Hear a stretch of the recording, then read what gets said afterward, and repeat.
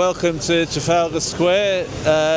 We're about 10 minutes before the third monthly police arrest race. As we can see, we've got from here, these are from East London police over here. We've got West London here.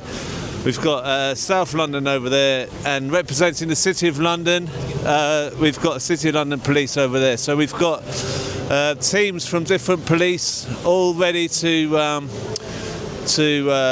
out there and grab a couple of pensioners, maybe someone who's disabled.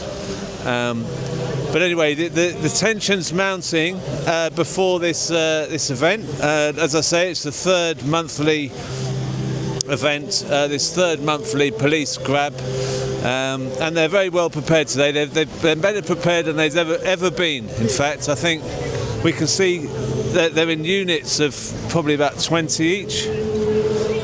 I'd say 20, 25, and they're ready before it resumes, before it even starts. It's supposed to start at 1 o'clock. So we're going to go down now and have a look at who they're going to be picking up. The police are in sort of troops. Have you seen it? There's like in 20s. There's different. It's like it's a knockout. There's 4 different teams of them. And there's about 50 of them down there. There's 50 more. Right? Down there, yeah. Do you think they're going to? They look like they're ready to go from the start. Like last time it. Well, it'd be great if they arrest us as fast as possible. They might then get onto their real duties. I don't know why they're wasting their time arresting peaceful protesters.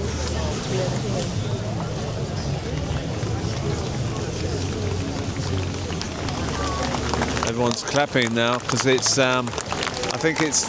Is it 1 o'clock now? It's 1 minute past 1.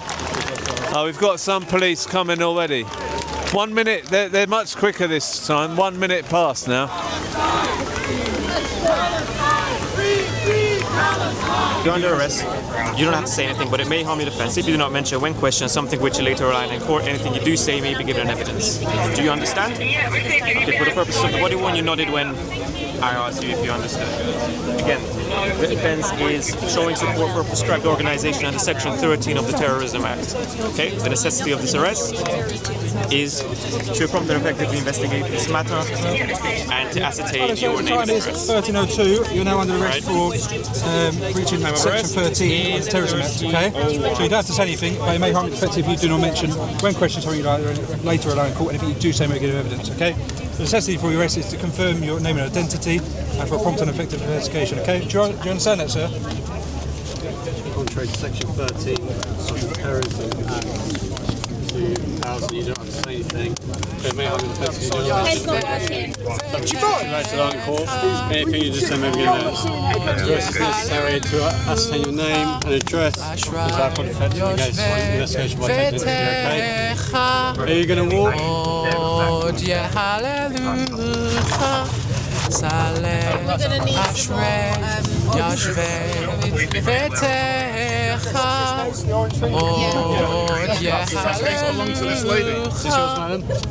I've got 2 signs because I want to make it clear that today, as a Jewish person, that there is absolutely no conflict between me being in full sympathy with the people of Manchester, the Heaton synagogue, which was attacked, and the idea that I should be concerned about ending the genocide in Gaza. In fact, I see it as my duty as a Jew to be opposed to genocide wherever it happens, to whomever it happens. And it's because of I'm a Jew that I oppose the genocide in Gaza. Where is justice for the love of humankind? Peace with justice for Palestine.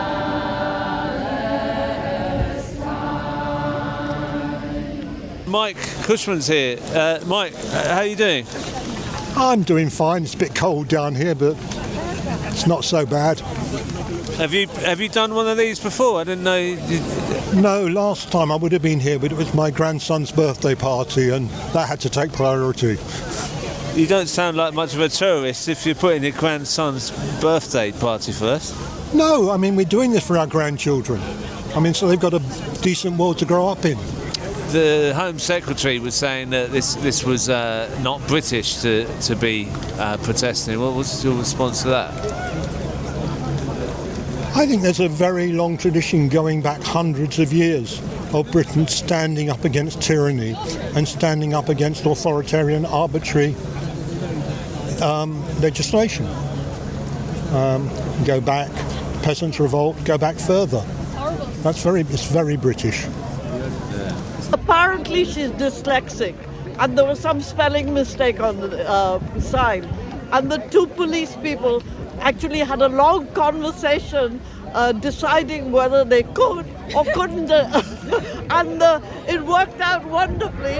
They could not arrest her because it was all spelt wrong. I was going to sit here for hours. You've saved my bloody bottom. You can get hemorrhoids doing this. Grab the sign and then we'll hook you out. Come on in. Come on in. Come on in. Come on in. Thank you for the... I think the double standards are more and more transparent, and I've been grieving for 2 years, but apparently that doesn't count. We're a Jewish organisation. There are lots of Jewish individuals and organisations who hate what's going on. Israel not only stole Palestinian land and lives in 1948, it also stole the Jewish religion. There's nothing Jewish about ethnic cleansing, nothing Jewish about apartheid, there's nothing Jewish about genocide. When I put a uniform on, I will always say, there's a great speech. I said, I may not agree with what you say, but I will fight for the death of your right to say it. I may not agree, I'm not saying I do or don't, but I do not agree with every protest I've been to in my years. I have not agreed with everything everyone said. However, it's great that people are able to say it. That's my job as a police officer. Okay? Now, if the government has decided this is a prescribed group, that's up to them. If people here want to have that change and they are protesting against that by being arrested, that's up to them. But we know that it's not just about Palestine action, actually. It's about the whole of the repression, the whole of the crackdown on Palestine solidarity.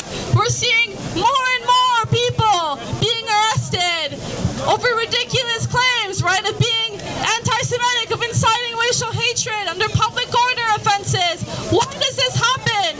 Why does the British state attack people standing in solidarity with Palestine? It's because the British state is an imperialist, racist state, and it won't be until the British state is forced to leave the Middle East, is forced to stand with the Palestinian resistance, that it will do so. So you're not taking part in this one today, but no, I'm here. You're here, yeah. Yes. But next week's a big protest, isn't it? Yes, well, it'll be 2 years really since the genocide started. Oh, yeah. And so, yeah, I'll definitely be there with my coffin, dressed as an undertaker, black tie, bowler hat and a bell, tolling a funereal pace as we walk along.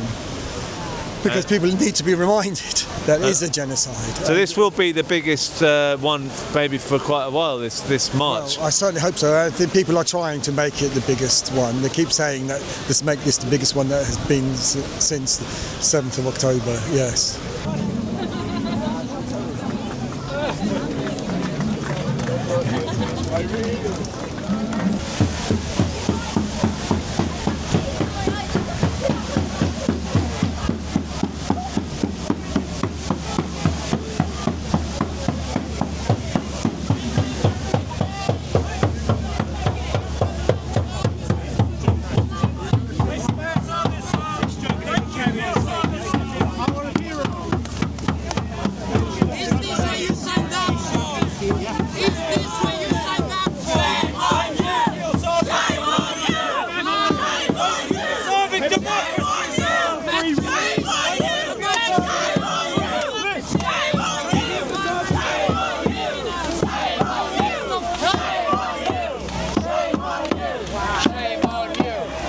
You've written that Starmer's mates hate Jews. Who are you talking about there? Don't know who Jews are? No, Starmer's Jews. Starmer's They're mates. his mates. Who? What mate? Whose mates? Starmer's mates are the who are they? He's just made Palestine a what's it, protected nation or something. Do you think So- Starmer likes Palestine? Of course he does. But he's supporting Israel, isn't he? No, only in the newspapers. He's not getting supporting paid, Israel. No, he's getting paid by the Palestinians. But he was on telly saying that he didn't mind that they were starved, they had no water, Have you electricity. seen how many lies he says in a week? So you think Starmer supports Israel, Palestine, Actually, but he doesn't support Israel? He tries to support both sides. He's supposed to be supporting America, but he doesn't. So, hold on, so you think you think all these people like Starmer? All they like is hate. No, but you've put that they're his mates. I'm just wondering, you think they like Starmer? I'm saying that anybody actually undesirable in this country, Starmer has allowed them in. So that's his mates as far as I'm concerned. I'll change the wording for you, don't worry. I say I've got these people who want to argue about any point possible because they like arguing.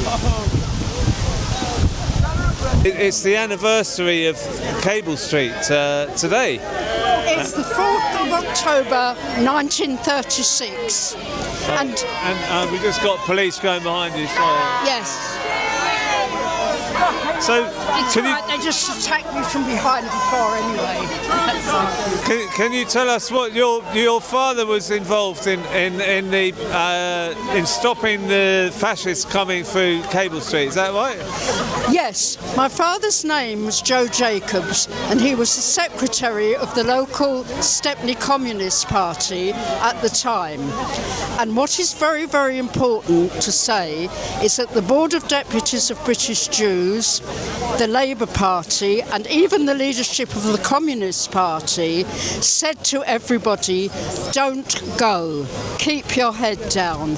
And for those people who don't know what the Battle of Cable Street was, the fascists, the British Union of Fascists, which was led by Oswald Mosley, decided that they were going to march through the Jewish district of London in the East End in Stepney, and lots of the Jewish population, the local Jewish population, and the dockers who lived nearby and worked nearby, and the Irish population all turned out, and they had a battle not with the fascists, with the police, because the police were protecting the fascists, and it was quite a bloody battle, but they won, and the fascists turned away. And they didn't succeed in marching through Aldgate and Whitechapel and the docks where the Jews lived. And it's very, very important to know that it was a grassroots movement and that the people defied all their leadership, the leadership of the Jews, the leadership of the Labour, even the communists, from the ground, and they stopped the fascists. And I think it's very, very important because it's today, right? Because now with this awful thing that happened in Manchester, which nobody's happy about, nobody wants civilians of any sort to be killed. But the government is using it to say to people, don't come to protest, don't do anything, keep your head down, because it doesn't look good. And it's very, very important because these people defied not only the government but their own leadership to say, no, it's important. We must march against fascists. And today, it doesn't matter which fascists, whether they're German fascists, British fascists, Israeli fascists. We've got to come and we mustn't keep our head down. And that's why it's very, very important to be here today. And I'm pretty sure that if my father was still alive, he'd be here. You are opposing genocide! We will live in peace. You were walking a minute ago. We will live in peace. We will live in peace someday. I wish I could sing. Oh, deep in our hearts, we do believe we will live in peace someday. Got no other property? I'm lucky enough to get to grab an interview here with Mike Higgins. He's had them all day. I can't get hold of him, but anyway, I've got my chance now. How you doing, Mike? All right? Crispin, it's lovely to see you, comrade. I'm really pleased you're here to support the Defend Our Juries protest in your journalistic capacity, of course. Yeah, and this is your third time. It's my third time, yes. There aren't many who've done three, as far as I know. I've seen a few today. I've seen a few, but no, you're right. There are new people joining us all the time. It's a movement with growing momentum. You're absolutely right. No pun intended. Do you anticipate being one of the last again, or are you hoping for an earlier slot this time? But not expecting. Yes, I don't know why they like leaving me till last. Last time it was 11 o'clock at night. I'd been around for about 12 hours when they eventually got to me. Today they've come very, very close several times and then swerved away. So they're obviously saving me for something. But I don't know whether I'm going to be last or not. But I've certainly been very, very close, and then they've gone away again. So I don't know. I don't know what's going on. But anyway, there's another arrest as we're speaking now. Yeah. It's a very English pastime, isn't it, these arrests? It's a bit like watching cricket, isn't it? I suppose there are some similarities. The clapping when you get a run, for example, yes. But the difference is we know the score this time, and we're going to win. Right, the problem, because it's more than a one-day match, so we don't know how long it's going to last, but we are going to win. Where is freedom? On their children let it shine. Land and freedom for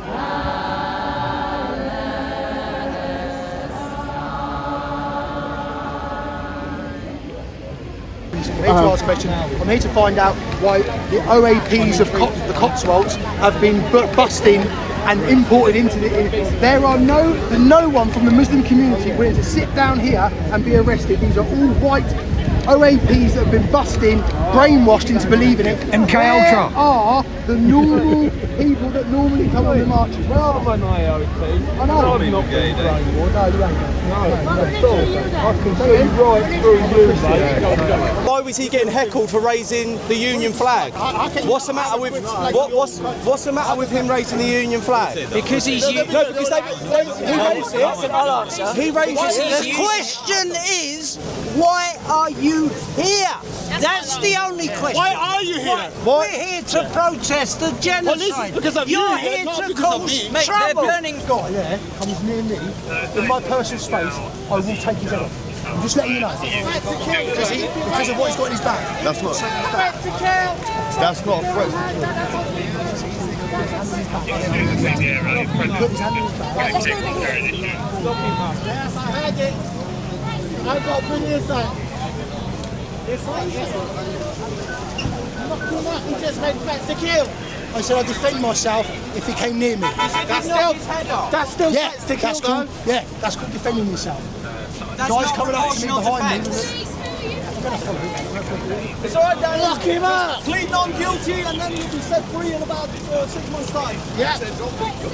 You can use part of him. That's Tommy Robinson's mate. He tries to look like Tommy Robinson, and he's smoking a fag. Finally! Smoking a fag. So what's that? Can I ask you what was that? Who is he? What's going on? Has been aggravating since 1 o'clock. I've been following him for 3 hours. We've seen him here, but for 3 hours I've been trying to de-escalate, to try to just get people not to speak to him. He's fishing for comments, anything. He just wants people to say the wrong thing so that he can make a big thing out of it. And he's been really difficult. I'm really glad that he's out. I can actually go and do my job. Wow. Oh, thank you. So it's been really, it's very upsetting to see, because people like that, I think a lot of us have been willing to have a conversation with him, but he doesn't want to have a conversation. He doesn't want to understand the facts. He's just here to aggravate, and that's really sad. I noticed there were a few people, there were other people a bit like him who were, like there's one guy with a placard trying to provoke people, and I questioned him because he was saying, I just said, what are you saying? And he said, you're a nutter or something like that. I mean, I haven't noticed that before. There seems to be more of them now than at previous protests. Would you say that's true? Yeah, 100%. There's loads of far-righters, Zionists, are infiltrators. A lot of them are, masked up or they're wearing a kufiya.